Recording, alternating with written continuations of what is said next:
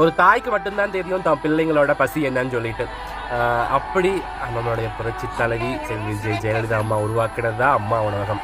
அந்த அம்மா உணவகத்தோட நிலைமை இன்னைக்கு ரொம்ப கேள்விக்குறியாக இருக்குது.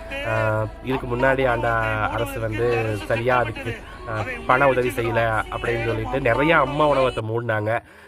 அது நிறைய பேர்த்துக்கு தெரியும் இல்லைங்க, எவ்வளோ பேர் அந்த அம்மா உணவகத்தை சாப்பிட்ருக்காங்க, அதனால எவ்வளோ காசு கம்மியாக இருக்குது அவங்களுக்கு அப்படின்ட்டு.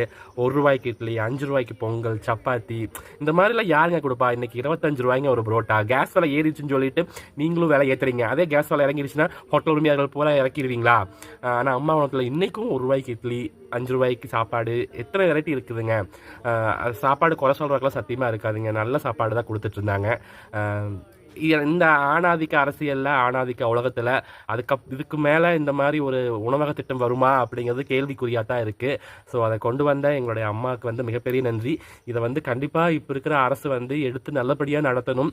அதுக்கு உண்டான ஒரு சிறு பண உதவி தான். எத்தனையோ திட்டத்தை நீங்கள் கொண்டு வரேன்னு சொல்லியிருக்கீங்க. அம்மா உணவகத்துக்கு வந்து ஒரு சிறு நிதி உதவி மட்டும் அளிச்சா போதும். அதை மட்டும் உங்கள்கிட்ட வேண்டி கேட்டுக்கிறேன். இதை மட்டும் நீங்கள் பண்ணுங்கள், வேறு ஒன்றும் வேண்டாம். அப்படியே உங்களால் முடிஞ்சால், உங்களுக்கு மனம் இருந்தால் இன்னும் கொஞ்சம் அம்மா உணவகத்தை விரிவு பண்ணணும்னு சொல்லிட்டு நிறையா அம்மா உணவகத்தை க்ளோஸ் பண்ணிட்டாங்க. அதை எல்லாத்தையுமே வந்து நீங்கள் கொஞ்சம் இன்னும் விரிவு பண்ண